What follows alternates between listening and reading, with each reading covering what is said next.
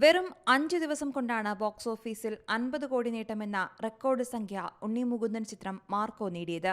ഹിന്ദിയിലും സിനിമ ഏറെ ചർച്ചയാകുന്നുണ്ട്. ഹിന്ദിയിൽ 140 ഷോകളാണ് സിനിമയ്ക്കായി വർദ്ധിപ്പിച്ചത്. ഏറ്റവും വയലൻസ് നിറഞ്ഞ സിനിമയായി എത്തിയ ചിത്രം മലയാളത്തിൽ ഇന്നേവരെ എത്തിയ ഒരു സിനിമയ്ക്കും നൽകാനാകാത്ത എക്സ്പീരിയൻസ് ആണ് പ്രേക്ഷകർക്ക് നൽകുന്നതെന്നാണ് റിപ്പോർട്ടുകൾ വ്യക്തമാക്കുന്നത്. ഇതിനിടെ സിനിമയുടെ രണ്ടാം ഭാഗം ഉണ്ടാകുമെന്ന് വ്യക്തമാക്കിയിരിക്കുകയാണ് സംവിധായകൻ ഹനീഫ് അദേനി. മാർക്കോ 2 തീർച്ചയായും സംഭവിക്കും, പക്ഷേ ഉടനെയില്ല.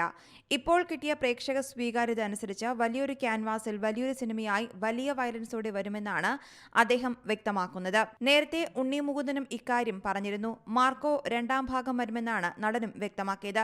ക്യൂബ്സ് എന്റർടൈൻമെന്റ്സിന്റെ ബാനറിൽ ഷെരീഫ് മുഹമ്മദാണ് അസാധാരണമായ വയലൻസ് രംഗങ്ങളും ഹെവി മാസ് ആക്ഷനുമായി മാർക്കോ 5 ഭാഷകളിലായാണ് തിയേറ്ററുകളിൽ എത്തിയത്. ആക്ഷന് വലിയ പ്രാധാന്യം നൽകിയ ചിത്രത്തിലെ സംഘട്ടനങ്ങൾ ഒരുക്കിയിരിക്കുന്നത് പ്രമുഖ ആക്ഷൻ ഡയറക്ടർ കലൈ കിങ്സ്റ്റാണ്. News desk Zee Malayalam news. പുതിയ വാർത്തകളും വിശേഷങ്ങളും ഇനി വിരൽ തുമ്പിൽ. എല്ലാ ഡിജിറ്റൽ പ്ലാറ്റ്ഫോമുകളിലും ഇപ്പോൾ സീ മലയാളം ന്യൂസ് ലഭ്യം.